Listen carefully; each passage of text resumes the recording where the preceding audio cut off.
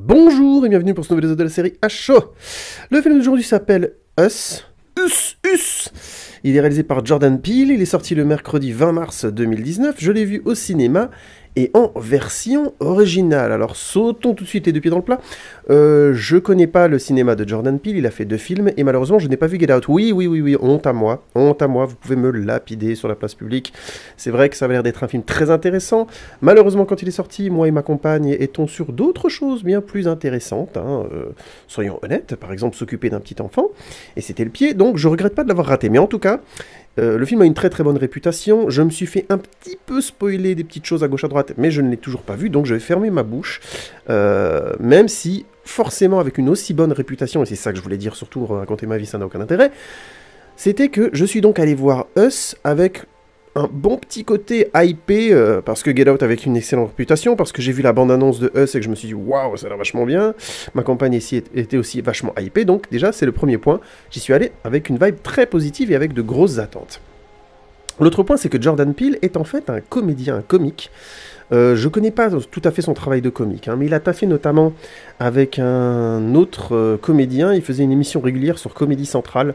Alors vous avez peut-être vu, si vous le connaissez pas, vous avez peut-être vu passer un mème où en fait que pas mal de gens ont utilisé pour mettre différents trucs dessus, où on voyait il était déguisé grosso modo en président Obama.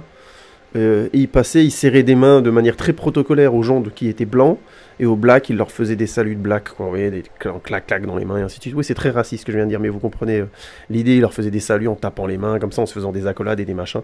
Donc voilà, il est pas mal connu pour ce mème, je pense, à mon avis, aussi. Et donc voilà, il a fait une sorte d'émission parodique sur Comédie Centrale qui a l'air d'être de bien marcher, où ils ont fait des parodies d'un peu plein de choses, de films, de séries télé, d'émissions télé, vraiment de choses très très diverses et variées. Donc voilà, c'est un petit peu de là d'où il vient, avant de sortir Get Out, et maintenant d'être un petit peu la nouvelle petite coqueluche d'Hollywood concernant le cinéma, parce que le cinéma d'horreur notamment, parce qu'il a fait forte impression avec Get Out, et maintenant chacun de ses films est très attendu, à juste titre. Mais je reviendrai là-dessus probablement après. Je voulais retrouver le nom de l'acteur qui joue avec lui, malheureusement sur Comédie Centrale, mais j'arrive pas à le retrouver. Je suis un peu en mode live, excusez-moi. Si je le retrouve, je vous le dirai après. Ce que je peux dire déjà, avant de vous donner le pitch sur Us, c'est que Get Out ayant été une très grosse réussite, ils ont eu un beaucoup plus gros budget pour faire Us, et ça a été clairement un film où Jordan Peele s'est donné à fond pour bien sûr transformer l'essai, prouver que Get Out c'était pas un coup de bol et qu'il avait vraiment des choses à raconter, même si a priori de ce que j'avais pu lire à gauche à droite, la tenue de réalisation dont il avait fait preuve sur Get Out annonçait déjà que le gars savait ce qu'il faisait et que il n'était pas parti pour, vous savez, faire un coup d'épée dans l'eau ou un coup de bol, genre j'ai fait un bon film. Ça me fait un peu penser à, comment dire, comment il s'appelle encore, W.S. Anderson là. Tom W.S. Anderson, je sais plus son nom, le réalisateur de Event Horizon, qui est aussi devenu ensuite le réalisateur et le producteur de tous les films Resident Evil, qui avait fait tellement gros effet à ce moment-là sur Event Horizon qu'on le mettait un petit peu sur tous les gros projets d'Hollywood, avant de se rendre compte que c'était loin d'être un réalisateur extraordinaire, un bon réalisateur certes, capable de sortir des commandes, oui, mais pas non plus de quoi en faire toute une histoire. Là, franchement, Jordan Peele, je pense qu'il est quand même... J'ai pas vu Get Out, encore une fois, j'ai vu que des morceaux, j'ai lu des choses, ça a l'air d'être quand même d'un autre niveau. Paul W.S. Anderson, excusez-moi. Ça a l'air quand même d'être autre chose en termes de niveau de réalisation. Mais bon, ça me fait forcément penser à lui, parce que ça a été vraiment une hype pendant 4-5 ans, juste parce que son premier film était vraiment sympathique, ou avait été plutôt bien reçu par la critique et par le public, même si Event Horizon est un film sur lequel je devrais faire un podcast à l'occasion, parce que c'est un film intéressant mais aussi discutable, comme c'est plus ou moins admis maintenant. Mais ça reste un film intéressant, mais tout ça pour dire, voilà, la hype qu'il y avait autour de lui était un petit peu gonflée, je pense, de toutes parts, et du coup il avait été un petit peu sur tous les projets. Oui, l'acteur qui est donc avec Jordan Peele sur Comedy Central, c'est Keegan-Michael Key, que vous avez peut-être vu dans le dernier Predator, effectivement, qui avait un rôle dans le Predator, qui était le petit copain de Thomas Jane. Thomas Jane, l'acteur, hein. Voilà, donc voilà un acteur qui tourne plutôt bien, il avait été aussi dans Tomorrowland dernièrement, enfin voilà.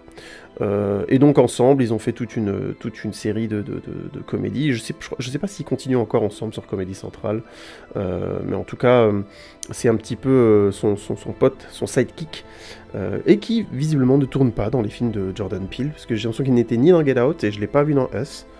Donc voilà, ça me surprend un petit peu parce que je vais faire un parallèle tout de suite. Avant d'aborder le pitch, j'aime beaucoup le réalisateur japonais Takeshi Kitano, réalisateur notamment de Sonatine, de Zatoichi, de Violent Cop, de Hanabi, de Aniki mon frère, Brother tout court. Enfin voilà, un réalisateur exceptionnel dont je vous recommande vraiment au moins toute la première partie de la filmographie, au moins jusqu'au milieu des années 2000. Vous pouvez regarder tous ces films de Zatoichi, c'est un truc de dingue. Il a vraiment été impressionnant. Chaque film a vraiment des grands moments de cinéma avec un style très très très tranché. J'aime énormément son cinéma. Après, il a fait des films un peu plus, on va dire, introspectifs, psychanalytiques, que je trouve pour le coup moins intéressants. Avant de revenir dernièrement avec les films de Yakuza, mais j'ai pas vu ces derniers films pour l'instant.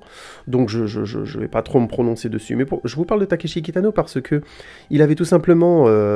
c'est un mec qui vient de la comédie télévisuelle, mais alors là, vraiment pour le coup, comment dire, très très hardcore. Hein. C'est vraiment la comédie d'émissions télé japonaises. Donc par exemple les émissions, vous voyez, où... j'ai un exemple en tête d'une de ces émissions où il invitait 3 mariés à participer à un jeu, et le but du jeu c'était que devant elle, on ouvrait un rideau, devant elle il y avait 3 tables avec tout le banquet global de leur prochain mariage, et celle qui réussissait à tout manger, on lui payait son repas de mariage, ce qui évidemment coûte extrêmement cher, surtout au Japon, où les gens ont tendance à mettre beaucoup d'argent dans les mariages pour avoir tout, la vidéo, enfin vous voyez, il y a tout un protocole à respecter, un groupe de musique, une salle, les fêtes, enfin, la totale, hein, il y a le mariage économique qu'ils connaissent pas. Et donc, on voyait ces 3 femmes se faire une compétition de bouffe jusqu'à en tomber malade, évidemment, ce qui était juste délirant. Enfin, vous voyez le genre d'émission japonaise. Et ben, Takeshi Kitano, il en est un des fervents représentants de ce type d'émission. Il a, pendant des années, et encore aujourd'hui, peut-être, je ne sais pas s'il continue encore, je crois que oui. Il faisait des émissions comme ça, donc d'humour extrêmement potache. Vous aviez par exemple Takeshi Castle, qui a été un peu diffusé sur Énergie 12 ou M6, je sais plus, ou W9, une émission du groupe M6. Enfin, une chaîne du groupe M6 où on voyait des gens se passer des épreuves on va dire, d'obstacles bien délirantes avec de l'eau, de la mousse, et tomber, et se faire vachement mal en plus. Enfin, vous voyez, ce genre d'émission, quoi. Donc Takeshi Kitano, c'est ça au Japon. C'est d'abord un mec d'émissions débilo-comiques, dans lesquelles lui-même se déguisait de manière complètement absurde, avec, vous voyez, des maquillages et comment dire, des perruques énormes, des vêtements énormes, plein de choses comme ça, très très exagérées. Et on avait donc dans son émission une exagération constante de l'humour, et on allait vers quelque chose quand même d'assez potache globalement. Et j'aime parler de Takeshi Kitano en parlant de Jordan Peele parce que le premier film qu'il a sorti, Takeshi Kitano, s'appelait Violent Cop, qui était un film noir, mais d'une noirceur, un film pas drôle du tout. Pour vous donner une échelle d'idée, quand le film est sorti et que les gens sont allés le voir, ils voyaient un film de Takeshi Kitano au Japon, les gens allaient dans les lignes de cinéma avec des déguisements venus de ses émissions, avec plein de bêtises de ce genre-là, donc ils venaient vraiment dans l'idée, ça va être un film stupide, surtout que Kitano avait été très honnête en disant que ça a été un remake de l'Inspecteur Harry, Dirty Harry, les films avec Clint Eastwood, donc c'était ouvertement un remake de film violent au minimum, voire de films policiers noirs, et le public est quand même venu à ces projections en mode ça va être drôle, on va rigoler, machin truc, et alors genre, si un jour vous avez l'occasion de voir Violent Cop, mais c'est pas drôle du tout, c'est des films très très violents, très sombres, peut-être un des films les plus sombres qu'ait jamais fait Kitano, même s'il est resté comme ça dans ce pan-là dans son cinéma, et on a eu droit du coup dans sa filmographie, par la suite, qu'à des films comme ça, donc autant vous dire que le film a bidé, mais terriblement, puisque tout le monde s'attendait à des comédies, et en fait il en a fait une seule, qui s'appelle Getting Annie, qui est juste régressif au possible. J'imagine qu'il l'a fait pour faire plaisir à son public, et a priori, dans ses premiers films, je crois que c'était son 3e ou 4e film, Getting Any, c'est l'histoire d'un jeune japonais qui cherche à tirer son coup. Hein. Je déconne pas, ça va pas plus loin que ça. Et ça passe par des blagues du genre scato, vomi, enfin voilà, c'est que de la grande finesse. Et c'est le film, grosso modo, il va dans tous les excès, et c'est la seule comédie qui ressemble à ce qu'il faisait à la télé. Mais sinon, tous ces autres films, pas du tout. Et évidemment, à l'époque, il n'y a que Getting Any qui a fonctionné au cinéma. Tous ces autres films qui ont vraiment très bien marché en Europe, que ce soit Sonatine, au moins Sonatine, Anabi, donc son 3e, 4e film, et c'est même son deuxième film, Jugatsu, Bowling Point, et l'autre, j'ai oublié son nom, qui est un très beau film, A Scene at the Sea aussi, enfin des films comme ça qui sont très beaux, mais qui ont marché essentiellement en Europe parce qu'on le connaissait pas et qu'on l'a découvert par son cinéma. Et j'aime bien donner l'exemple de Takeshi Kitano parce que c'est assez fort comme ça, je pense qu'il y en a d'autres, des comédiens, des comiques surtout, des gens qui font de la comédie pour faire rire à la télévision ou dans d'autres médiums. Souvent, quand ils font un film au cinéma, ça donne des choses très radicales, opposées, violente, sombre, c'est le fameux mythe du clown triste, mais je trouve que pour le coup, Takeshi Kitano et aujourd'hui Jordan Peele rentrent bien dans cette catégorie de gens qui ont des choses à dire très fortes, très sombres, mais qui l'ont choisi dans un autre médium que leur médium de départ, ou on va dire d'origine, et qui proposent du coup, avec leur univers cinématographique, une relecture forcément de leur univers comique. Chez Takeshi Kitano, une fois qu'on a vu son cinéma et qu'on voit ses émissions télé, je trouve que c'est plus drôle du tout, c'est même assez déprimant. C'est un type qui est un peu dans une sorte de nihilisme, d'anarchisme, qui est complètement désespéré de son époque et de ses contemporains, les Japonais. Hein. Il fait pas des émissions pour forcer les Japonais à faire des choses horribles et particulièrement violentes, sous prétexte de le faire pour le faire. C'est vraiment parce qu'il a... Son cinéma le trahit, même si pendant toute une période de sa vie, venant de la comédie, oui, il venait d'un, j'ai oublié de le dire aussi, il venait d'un style de comédie où en fait c'est deux personnes qui se renvoient la balle, qui discutent très très vite, une sorte de stand-up mais japonais, qui a un nom particulier, j'ai oublié le nom, j'ai pas envie de dire de bêtises, c'est un type de duo, et les deux personnes se renvoient la balle sans arrêt, sans arrêt, sans arrêt, ça fait beaucoup rire au Japon, ça marche très très bien. Et lui, il venait de ce type de duo-là, avec son copain, il s'appelait The Two Beats, mais je sais plus exactement comment s'appelait son pote, là ça me revient pas.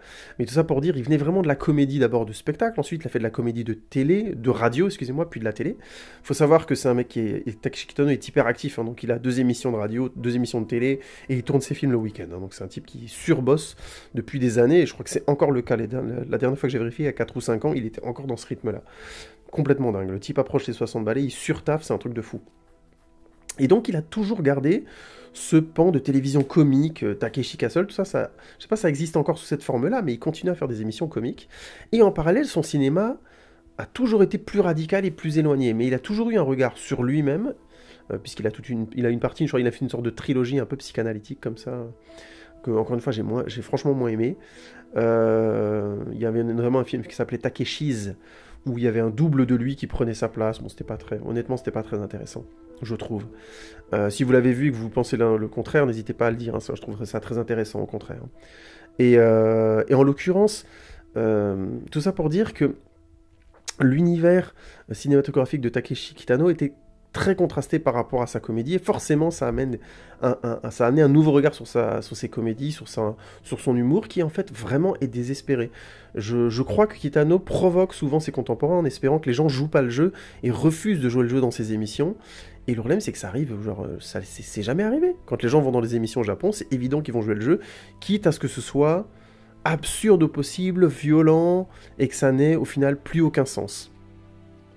Et je suis obligé de voir un parallèle avec Jordan Peele, qui fait donc de la comédie très drôle, très satirique comme ça, où il fait déjà plus ou moins un commentaire sur la société américaine, notamment avec son émission sur Comédie Centrale, qui est la seule que j'ai vue. Hein. Je ne sais pas s'il fait d'autres choses en termes de comédie.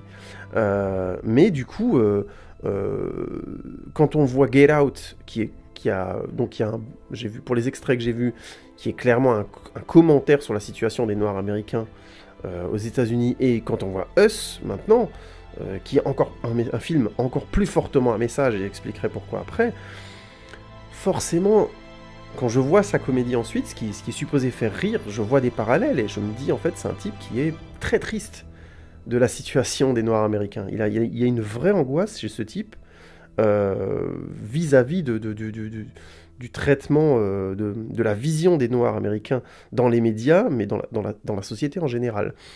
Et ça, je trouve ça passionnant. J'aime beaucoup les artistes qui ont la capacité comme ça d'oser franchir des frontières, quitte à ce que leur zone d'origine soit revue forcément avec un regard plus critique ou plus inquiet, qu'on puisse percevoir quelque part les fêlures dans leur travail artistique. C'est courageux, hein, c'est toujours risqué de donner autant d'éléments sur son travail artistique. Ça peut passionner, mais ça peut aussi faire perdre une partie du public qui n'a pas envie de nous suivre quand on prend des angles aigus. Ça me fait un peu penser à l'artiste graphiste Tom Ungerer qui le disait lui-même, hein, lui quand il prenait c'est un artiste dessinateur graphiste, hein, si vous avez jamais connu, je vous conseille de chercher des éléments sur lui. C'est un mec passionnant qui a vraiment une histoire passionnante où il est passé par des choses très très différentes, du dessin satirique journalistique, du dessin pornographique, du dessin érotique, du dessin, on va dire, du carnet de voyage, du dessin de paysage. Il a fait des choses très très très très différentes et à chaque fois il le disait, il prenait des angles aigus, il voulait pas qu'on puisse le suivre, il voulait pas que ce soit confortable de le suivre parce qu'il avait envie de bousculer des choses et de questionner des choses.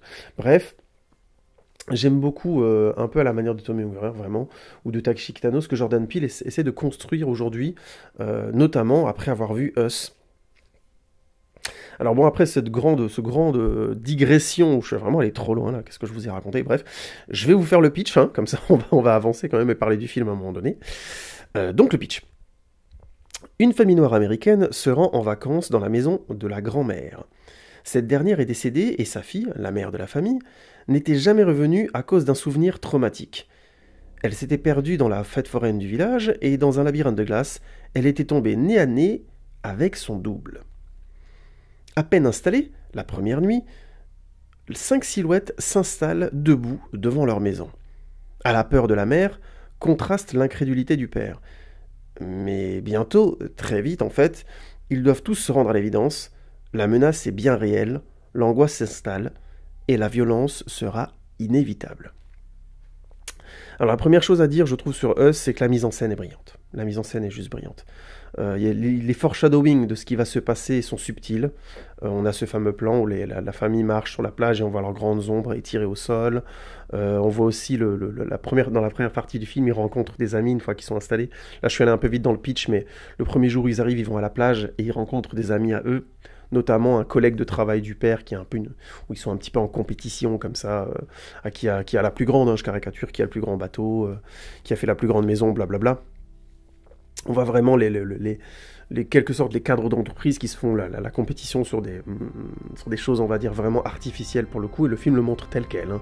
C'est pas du tout un jugement moral déplacé, c'est clairement ce que le film montre. Et donc on comprend tout de suite que on va être dans un discours sur ça, sur la compétition déplacée, sur la superficialité de notre époque contemporaine. Donc c'est du foreshadowing vraiment de qualité, parce que je trouve que c'est bien amené, ça insiste pas et ça perd jamais de vue le fait que le film va être un film, a priori un film de peur, mais je reviendrai là-dessus. Les thèmes du film sont posés vraiment efficacement. La deuxième chose que j'ai envie de dire, c'est que c'est un film violent et bien gore, mais je l'ai trouvé sans complaisance, paradoxalement. C'est à chaque fois fait pour ajouter du malaise, plus que de l'angoisse, je trouve, mais ça le fait bien. Il y a des éléments qui sont très forts. Par exemple, il y a un enfant qui a le visage brûlé, donc ça donne un truc très étrange. Il y a un personnage à un moment donné qui se coupe la joue comme ça, vous voyez, de manière frénétique, un peu psychotique. Il y a plein d'autres éléments comme ça, un personnage qui a une voix comme ça, très rauque.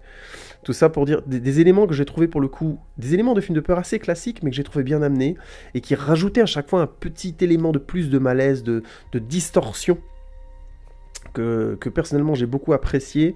Le fait notamment que les assaillants soient tous habillés de la même manière, qu'il y ait un côté tribu, est très intéressant, le côté miroir avec la famille qui donc se rencontre plus ou moins elle-même. Je veux pas spoiler trop le film, hein, donc je le dis tout de suite, je vais dévoiler très peu de choses, hein, vous inquiétez pas. En tout cas le moins possible, pour expliquer ce que j'ai ressenti et compris plus ou moins de ce film. Enfin, je pense.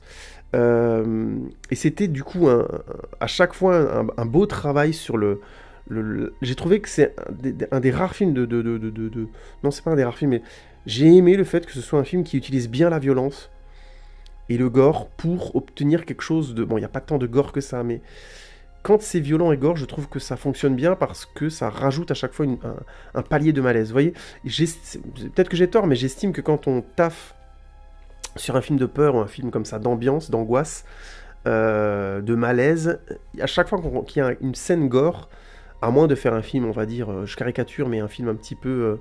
voilà, on va s'amuser à voir des gens se faire éclater, machin, un peu genre Destination Finale. Et je comprends, ça peut être un kiff, hein, mais moi, honnêtement, je trouve pas ça très intéressant, ça m'a jamais trop fait kiffer, de voir des gens se faire découper, écraser, machin, bon, ok, tant mieux, hein, ça peut amuser certains, moi. Honnêtement, je donne l'impression d'avoir du dédain pour ça, mais c'est pas ça, c'est juste que ça m'amuse pas. Je comprends que ça éclate des gens, y a pas de problème, mais moi non. Donc j'ai besoin, quand il y a de la violence, du gore, comme ça, que ça ait un... J'aime bien que c'est un but, que ce soit le malaise, l'angoisse ou autre, mais que ce soit clair. Et là, je trouve que Jordan Peele a bien conscience de ce qu'il fait et il l'amène, chaque fois qu'il amène quelque chose, c'est vraiment pour ajouter de la densité, de la qualité, comment dire, un petit degré de malaise en plus, à chaque fois. Ça, c'est vraiment du bon taf. Comme je disais, c'est des choses subtiles, hein, c'est vraiment, comme je disais, l'enfant avec le visage brûlé, celle qui se coupe, la voix rauque comme ça d'un seul coup, alors qu'on ne s'y attend pas. Bref, les personnages qui parlent en hurlant quelque part. Les mouvements aussi des personnages, certains personnages ont des mouvements d'animaux comme ça, donc c'est des réflexes d'animaux aussi. C'est vraiment très intéressant, ça crée vraiment un malaise très efficace. Le troisième élément que j'aimerais souligner, c'est le casting, qui est vraiment très bon, hein, globalement, avec en tête Lupita Nyong'o, qui devient vraiment une actrice au top, je trouve. Là, voilà, dans 12 Years a Slave, elle est excellente, dans Black Panther, eh ben, on la voyait, on l'a remarqué vachement alors que c'était un second rôle. Ici, elle est dans un double rôle, elle est géniale. Bref, je pense pas dire de bêtises en disant que c'est une grande actrice et qu'elle a une potentielle carrière devant elle de dingue. Lupita Nyong'o, franchement, pour l'instant, rien à dire. Hein, pour moi, c'est le sans faute. Hein, dans tous les films où je l'ai vue, elle est excellente. Et comme je disais, même dans Black Panther où elle a un second rôle, elle a une force et une présence. Ça, c'est le genre d'actrice qui peut marquer l'histoire du cinéma. Hein, je le pense franchement. Et c'est elle qui clairement porte le film en étant, je trouve, pour le coup, impeccable. Mais impeccable à tous les niveaux, que ce soit les parties où le personnage est psychotique, où le personnage est en angoisse, ou à des moments comme ça... comment dire, de retranchement animal presque, de régression, voilà, je cherchais le mot, elle est parfaite, il n'y a vraiment rien à dire. À côté, on a Winston Duke qui joue le rôle du père, qui est connu maintenant pour son rôle d'homme singe dans Black Panther et aussi dans Avengers Infinity War, que je trouve bien dans le rôle, mais pas non plus exceptionnel. Je trouve pas que son personnage aille très loin de toute façon. Finalement, c'est un personnage à la limite de la caricature. C'est le père de famille, voilà, le cadre d'entreprise qui est incrédule, qui finalement se retrouve à devoir gérer la situation un petit peu comme il peut.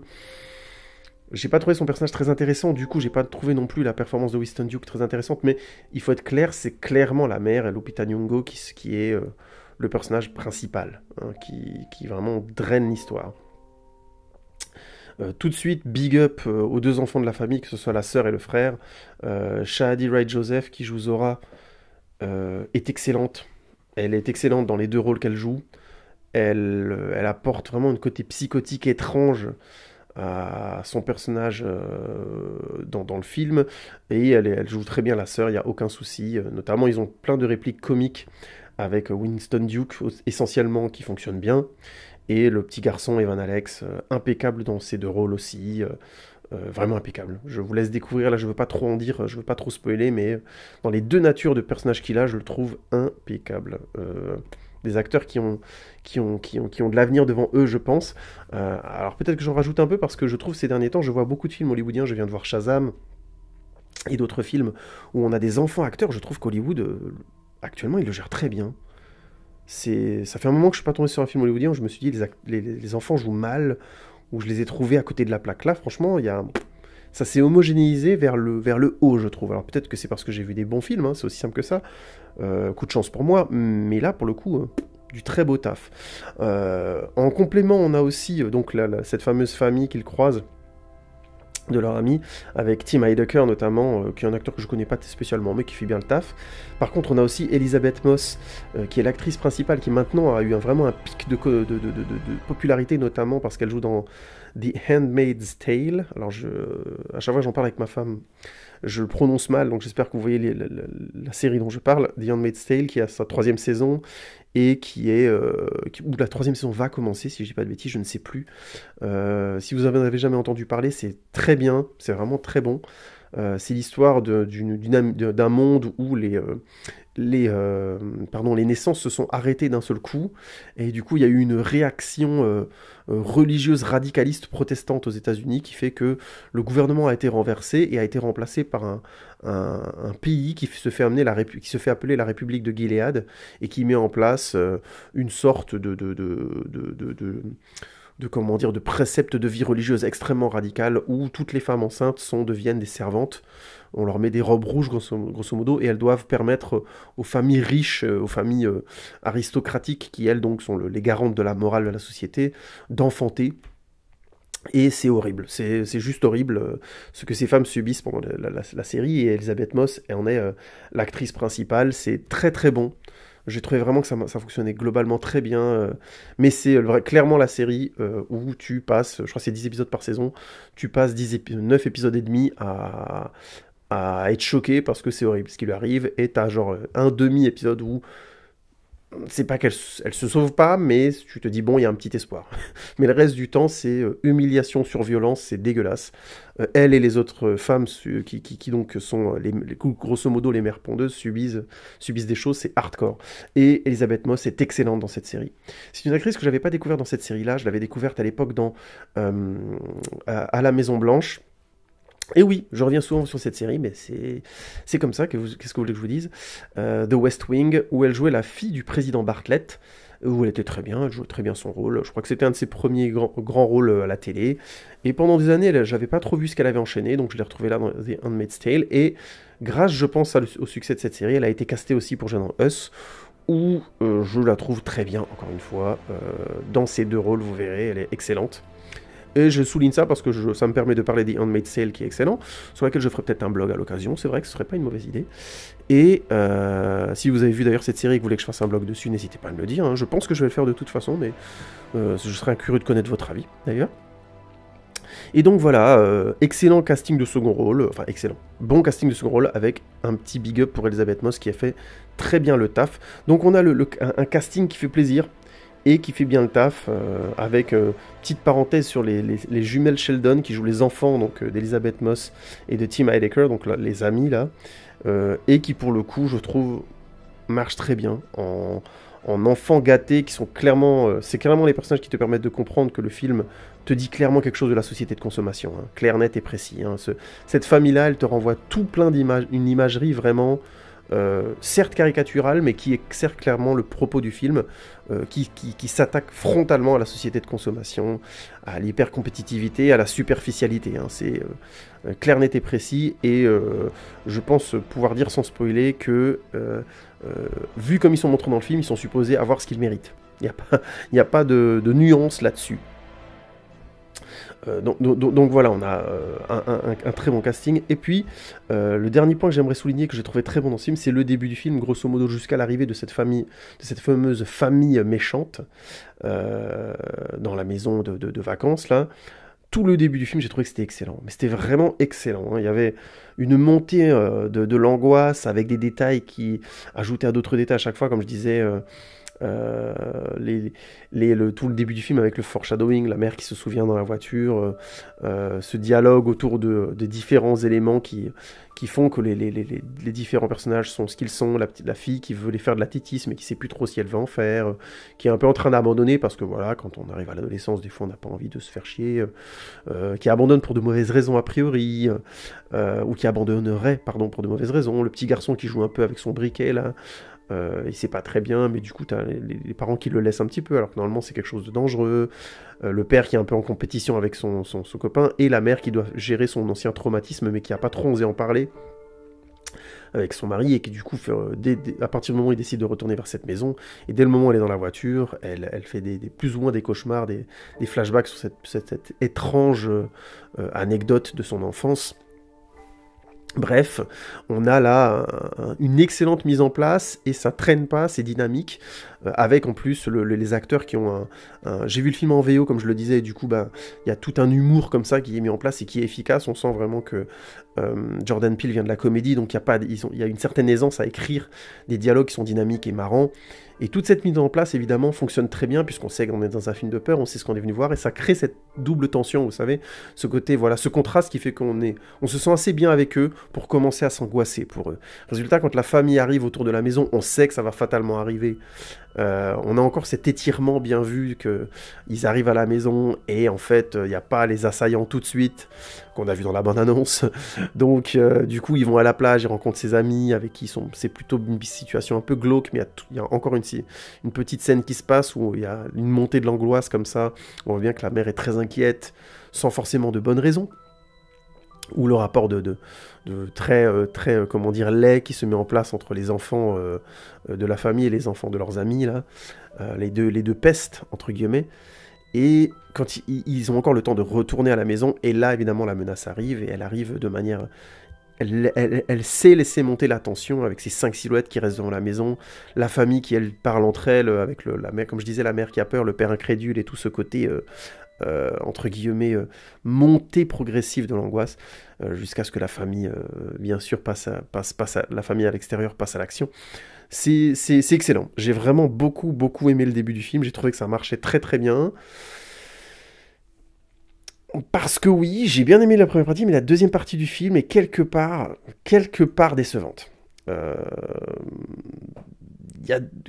vais résumer, mais grosso modo, le film a de très bonnes idées, mais je trouve qu'elles sont amenées trop vite, et il y en a quelque part trop. Il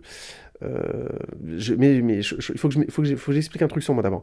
Le fait est que, perso, je suis quelqu'un qui flippe très facilement. Moi, les films de peur, je marche très très vite dedans. C'est très facile de me filer les angoisses nocturnes, je suis un grand client. Je me fais dessus en 2-2, il n'y a vraiment pas de problème. On va dire qu'un film de peur qui fait peur un petit peu, moi, il me fera très peur. Et un film de peur qui fait très peur, genre, je vais faire des angoisses nocturnes et ça va m'emmerder pendant 3 jours. Vous voyez, je suis un client, je suis une tata, comme on dit.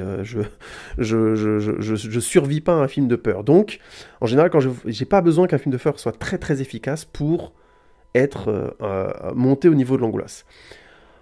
Or ici, clairement, et je pense que c'est un des trucs qui fait que Us sera peut-être mal aimé, c'est que j'ai pas eu si peur que ça. Il y a du malaise, ça y a aucun problème, mais de la peur, au début oui, mais assez vite non. C'est plus du malaise. Et c'est vraiment dommage avec une telle qualité de sujet et de mise en scène, parce que franchement, comme je répète, la mise en scène est vraiment très très bonne. Et c'est vraiment dommage, hein, parce que le film est bourré d'idées passionnantes. Le thème du double, je veux pas spoiler, mais c'est une des grandes qualités du film. La société de consommation, comme je disais, qui est vraiment, pour le coup, il lui rentre dedans. Hein, c'est Jordan Peele, il a des choses à dire sur la société de consommation. Je serais très, très étonné qu'il fasse pas d'autres films où il en parle. Hein. La compétition qui dévore les espaces sociaux, ça aussi à mon avis, dans le pitch de Get Out, dans ce garçon qui rencontre une black qui rencontre une fille blanche et qu'elle l'emmène voir sa famille, il y avait déjà en sous-entendu le côté, voilà, lui c'est un black, elle c'est une blanche qui vient d'une famille relativement aisée, donc on rentre de nouveau très vite dans ces idées de compétition sociale et de niveau social selon l'ethnie, hein. Donc évidemment il y a la ségrégation et le racisme derrière tout ça, mais il y a aussi en thème fort, et là c'est beaucoup plus présent dans Us, la compétition sociale, quel que soit l'endroit dont on vient, dont on provient, hein, puisque là, ils sont pas seulement en compétition avec des blacks, ils sont en compétition avec des blancs, clairement. Bref, des thèmes très intéressants, et que le film développe de manière très intéressante et passionnante, vraiment, pour le coup. Mais le film est tellement inquiet de traiter son message, quelque part, et il le traite bien, son message, ce qu'il veut dire, ce qu'il questionne de la société américaine, de la société contemporaine occidentale, qu'il en oublie l'essentiel, c'est-à-dire de tendre son histoire, de créer une histoire qui ait une vraie tension. C'est un film très beau, macabre, globalement passionnant à réfléchir, plutôt malaisant à regarder, mais pas assez tendu et viscéral. Et ça, c'est dommage, parce que le thème, notamment dans la bande-annonce, on nous vendait un peu un home invasion. Vous voyez, c'est le style de film où il y a des gens qui sont chez eux et les assaillants arrivent chez eux. Hein. Thème éminemment populaire au cinéma, parce que voilà, on est dans une époque où l'angoisse entre les gens s'est installée, la violence sociale est très forte, et elle est très instrumentalisée politiquement et médiatiquement. Du coup, vous, moi, tout le monde a peur de voir son espace intime, sa petite maison, son petit appartement, sa petite chambre d'étudiant être investi par un assaillant, quelqu'un qui prend le contrôle de son espace intime. Donc c'est un thème très fort et qui, par définition, parle grosso modo à tout le public occidental sans problème. Donc voilà, le home invasion, c'est un sujet très populaire et pour le coup, c'est un sujet en plus qui permet la confrontation au double de manière quasi obligatoire. C'est très difficile de faire des films de home invasion où on va pas aller dans une partie intime de la famille, de la personne qui vit là, du couple, du rapport voisin-voisine. Enfin, vous voyez ce que je veux dire, ça va de soi vers quelque chose d'intime, parce qu'on est dans un espace intime. D'ailleurs, pour la petite parenthèse, je trouve qu'à cet endroit-là, justement, David Fincher, que pourtant j'adore, et qui est un réalisateur que j'encense, j'ai oublié de nom, Panic Room, le film qu'il avait fait avec Jodie Foster, était pour le coup pas très intéressant sur ce thème-là, justement. Le thème de l'intime était un peu passé à l'ouest, plutôt, et j'avais pour le coup pas aimé des masses, justement parce que je trouvais que le thème était pas très intéressant. Bref, tout ça pour dire... On avait vraiment de quoi faire quelque chose de viscéral. Et en l'occurrence, le film le fait pas et j'ai du mal à comprendre pourquoi. Je dirais que c'est parce qu'il y a eu une envie de passer d'abord et avant tout un message. Peut-être qu'il a manqué un degré d'écriture, parce que le film est vraiment passionnant tel quel. Mais du coup, il a perdu en tension, il est un petit peu mou. Et c'est vraiment dommage, parce que ça a vraiment tous les éléments pour être viscéral. La mise en scène est efficace, il y a de la violence graphique et physique qui est maîtrisée, le malaise par contraste au quotidien et les effets miroirs sont passionnants de bout en bout, l'histoire est complexe et a des twists forts et assumés, ça c'est vraiment... il y a plein d'éléments du scénario qui sont passionnants vraiment, quoi. Le casting, et surtout Lupita Nyong'o, est vraiment très bon, et dans son cas, c'est carrément exceptionnel. Enfin bref, il y avait vraiment de quoi. Ma critique globale, c'est que le film n'est pas attendu parce qu'il se perd dans tous ces éléments qu'il rajoute pour rajouter du message, alors qu'en fait, on avait besoin d'une histoire, je pense, beaucoup plus simple, beaucoup plus directe.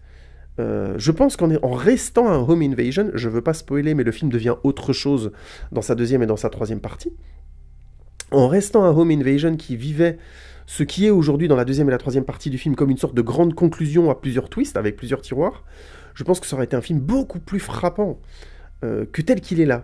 Surtout qu'au final, je trouve que ça détend l'histoire et ça enlève moins d'impact à son message. Ça enlève de l'impact à son message, pardon. Alors, pour faire le bilan grosso modo de ce que je peux dire sur Us, alors c'est un truc que je dis souvent, mais ici c'est encore plus fort. Je pense que Us aurait pu être vraiment un chef-d'œuvre, mais vraiment, si il avait eu plus de retenue dans la manière dont il amène les bonnes idées dans le film. Le film j'ai l'impression que Jordan Peele avait tellement de bonnes idées, il se rendait compte que c'était vraiment intéressant, et il avait raison, qu'il n'a pas su se retenir, et qu'il a été un petit peu en mode allez, il faut que je le développe ça, faut que je développe ça, faut que je développe tout ce que j'ai envie de raconter, alors qu'en fait il y a des choses qui auraient pu rester vraiment en surface, parce qu'au final ça crée des incohérences, ou alors des choses un peu limites qui sont un petit peu vaseuses. Vous verrez ce que je veux dire en voyant le film, je veux vraiment pas spoiler, j'aurais pu faire une partie spoiler sur Us, mais ce serait dommage, parce que paradoxalement ce que je suis en train de dire, c'est un film que je pense qu'il faut aller voir, mais je vais revenir là-dessus après. J'insiste, c'est parce qu'il y a un point positif, là je suis clair, le film m'a un peu déçu et je pense qu'il aurait pu être exceptionnel. Mais en l'état, ça fait quand même plaisir de voir un bon film de genre aussi bien fait. Et c'est dommage, parce qu'on était vraiment tout près du strike. Hein. Ça, j'en suis assez convaincu. En l'état, c'est un beau film, malaisant et passionnant à réfléchir, sur les États-Unis et sur la société de consommation, sur la ségrégation. Et ça, c'est plutôt classe. Ça fait plaisir de voir un film de cette qualité-là. Et en plus, mais c'est dommage, parce qu'il y avait grave moyen que ce film soit un chef-d'œuvre absolu. Je le pense vraiment, c'était... le thème abordé sous cet angle-là, avec cette famille black américaine, c'était vraiment super bien vu. Mais quand le film dépasse le cadre du home invasion, je spoil à peine, hein, vous verrez, hein, c'est vraiment dans la première demi-heure. À peine la première partie du film finie, on va vers autre chose. Et c'est dommage. C'est dommage parce que ça aurait dû attendre avant d'aller vers autre chose. Je le pense vraiment. En l'état, c'est un film que je recommande. Je vous conseille d'aller le voir au cinéma parce qu'il est très bien fait. Parce que ça fait plaisir de voir des bons films de genre bien faits, avec une violence bien maîtrisée, avec un message très intéressant. Même si c'est clair, je pense pas qu'il vous fera peur. Je pense pas que c'est un film qui fera si peur que ça. À moins d'être une âme très sensible, ce qui est tout à fait respectable, hein. Encore une fois, moi-même j'en suis une, mais je le dis franchement, je me prends comme un thermomètre, on va dire, crédible des âmes sensibles et qui osent pas trop aller voir des films de peur au cinéma, parce que je marche très très bien et que je suis du genre à faire des angoisses quand je vois un film dans lequel je rentre trop, hein, je marche à 100%. Donc là, ça n'a pas été le cas. Je trouve que le film est malaisant, mais je trouve pas qu'il fait plus peur que ça. Par contre, il pose des questions profonde, intéressante et dérangeante. Ça, oui. Et il faut rendre cette qualité-là à Jordan Peele, qui est clairement un réalisateur à suivre. Hein, là, je suis un peu dur avec le film, mais j'insiste.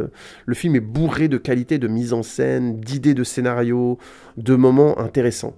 Ah, je suis obligé de la rajouter quand même ici, j'ai oublié de le dire avant.